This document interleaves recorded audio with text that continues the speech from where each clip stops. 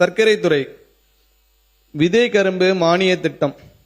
கரும்பு சாகுபடியில் இயந்திர அறுவடையை ஊக்குவித்து செலவினத்தை குறைத்திட அகலப்பார் முறையில் உயர் விளைச்சல் மற்றும் உயர் சர்க்கரை கட்டுமானம் கொண்ட கரும்பு ரகங்களை நடவு செய்ய முன்வரும் கூட்டுறவு மற்றும் பொதுத்துறை சர்க்கரை ஆலைகளில் பதிவு செய்துள்ள விவசாயிகளுக்கு 50% மானியத்தில் பருசீவல் நாற்றுகள் ஒரு பொரு விதை கரணைகள் வழங்கிட 9,36,00,000 ரூபாய் மாநில நிதி ஒதுக்கீடு செய்யப்பட்டு 17,315 ஏக்கர் பரப்பளவில் இத்திட்டம் செயல்படுத்தப்படும். கரும்பு சாகுபடி மேம்பாட்டு திட்டம்.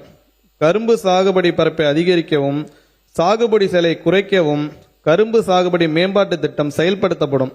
தூத்துக்குடி மாவட்டம் கிள்ளிகுளம் பனை ஆராய்ச்சி நிலையத்தில் குட்டை பனை விரைவில் காய்ப்புக்கு வரும் பனை தொடர்பாக மேற்கொள்ளப்பட்டு வரும் ஆராய்ச்சிகள் துரிதப்படுத்தப்பட்டு அவற்றின் பலன்கள் விவசாயிகளின் பயன்பாட்டுக்கு விரைவில் கொண்டு சேர்க்கப்படும். வெற்றி இல்லத்தரசி வீட்டு தோட்டம்.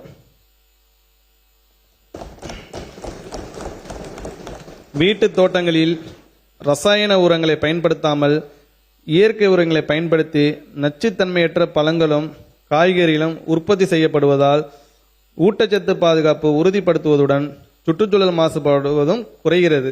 எனவே நகர்ப்புறங்களில் அமைந்துள்ள அடுக்குமாடி குடியிருப்புகளிலும் கிராமப்புறங்களில் வீட்டை சுற்றியுள்ள நிலப்பகுதிகளிலும் செடி வளர்ப்பு பைகளுடன் கூடிய தொகுப்புகள், செங்குத்து தோட்டம் மற்றும் நீரியல் தோட்டம் ஆகிய அமைப்புகளில் காய்கறிகள், பழங்கள், மூலிகை செடிகள் போன்றவற்றை வளர்த்து மனமலர்ச்சியையும் நலமான சூழலையும் ஏற்படுத்த வெற்றி இல்லத்தரசி வீட்டு தோட்ட திட்டம் நடப்பாண்டில் 10 கோடி ரூபாய் மாநில நிதியிலிருந்து செயல்படுத்தப்படும். தமிழ்நாடு தளிர்கீரைகள் திட்டம். Tamil Nadu micro greens scheme. Broccoli, முட்டைக்கோசு, முள்ளங்கி, பச்சை பட்டாணி, கொண்டைக்கடலை, ஆளி விதைகள், வெங்காயம், பச்சை பயிறு, கொள்ளு, எள், கோதுமை, கீரை வகைகள் ஆகியவற்றின் 7 முதல் 21 நாட்கள் வயது உடைய இளம் நாற்றுகள் தளிர்கீரைகள் என்று அழைக்கப்படுகின்றன. இந்த தளிர்கீரைகளில் முதிர்ந்த செடியினை விட 40 மடங்கு வரை அதிக ஊட்டச்சத்துக்கள் உள்ளதாக அறியப்படுகிறது. எனவே புதிய முயற்சியாக பொதுமக்களிடையே தளிர்கீரைகள் வளர்ப்பினை ஊக்குவிக்கும் வகையில் விதைகள், விதை வளர்ப்பு தட்டுகள், தென்னை நார் கட்டிகள், நீர் தெளிப்பு கருவி, வழிமுறை கையேடு ஆகியவற்றை உள்ளடக்கிய 20,000 தளிர்கீரை தொகுப்புகள் சென்னை, கோயம்புத்தூர், திருச்சி போன்ற முக்கிய நகர்ப்புற பகுதிகளில் விநியோகம் செய்யப்படும். இதற்கென 2026-27 ஆண்டில் 1,20,00,000 ரூபாய் மாநில நிதி ஒதுக்கீடு செய்யப்படும். தோட்டக்கலை பயிர்களின் உற்பத்தியை உயர்த்த உயர் தொழில்நுட்ப சாகுபடி முறைகளை ஊக்குவித்தல். உயர் தொழில்நுட்பங்களையும் தேவையான சிறப்பு கட்டமைப்புகளையும் விவசாயிகளிடையே ஊக்குவிப்பதன் வாயிலாக தோட்டக்கலை பயிர்களில் உற்பத்தினையும் உற்பத்தி திறனையும் பெருமளவு உயர்த்த இயலும் என்பதால் அதற்கான சிறப்பு திட்டங்கள் 2026-27 ஆண்டில் மொத்தம் 41 கோடி ரூபாய் நிதி ஒதுக்கீட்டில் செயல்படுத்தப்படும்.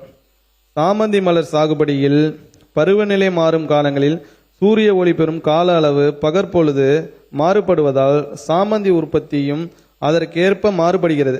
இதனால் செடிகளின் வளர்ச்சி குறைந்து சிறிய பூக்கள் சீரற்ற முறையில் விரிந்து தரமும் மகசூலும் குறைவதால் விவசாயிகளுக்கு இழப்பு ஏற்படுகிறது.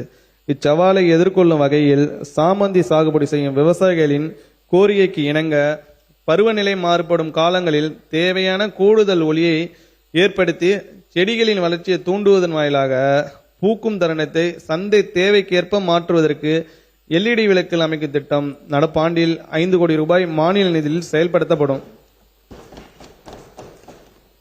பசுமை குடில். நிழல்வலை குடிலில் உயர் மதிப்புள்ள தோட்டக்கலை பயிர்களை சாகுபடி செய்யும் போது காற்று, மழை, அதிக வெப்பம், பூச்சி, நோய் தாக்குதலிருந்து பயிர்கள் பாதுகாக்கப்படுவதுடன் ஆண்டு முழுவதும் தொடர்ந்து உற்பத்தி செய்யவும் முடிகிறது. குறைந்த இடத்தில் 5 முதல் 7 மடங்கு அதிக மகசூலும் தரமான விளைபொருளும் அளித்து சந்தையில் நல்ல விலை கிடைக்க செய்வதை உறுதி செய்யும் இச்சாகுபடி முறையை பரவலாக்க 2026-27 ஆண்டில் 15,55,00,000 ரூபாய் ஒன்றிய மானிய நிதியில் 3 லட்சம் சதுர மீட்டர் பரப்பில் பசுமை குடில் மற்றும் நிழல் விலை குடில்கள் அமைக்கப்படும். பல உரை மற்றும் வாழையில் குலை உரை பயன்படுத்துவதால் பூச்சி நோய் தாக்குதல்கள், பறவைகள், அதிக வெப்பம், மழை ஆகியவற்றிலிருந்து பழங்கள் பாதுகாக்கப்பட்டு பழங்களின் தரமும் தோற்றமும் மேம்படுகின்றன. கூடுதல் நன்மையாக பூச்சிக்கொல்லி பயன்பாடு குறைவதுடன் சந்தை மதிப்பு, விவசாயிகளின் வருமானமும் அதிகரிக்கின்றன.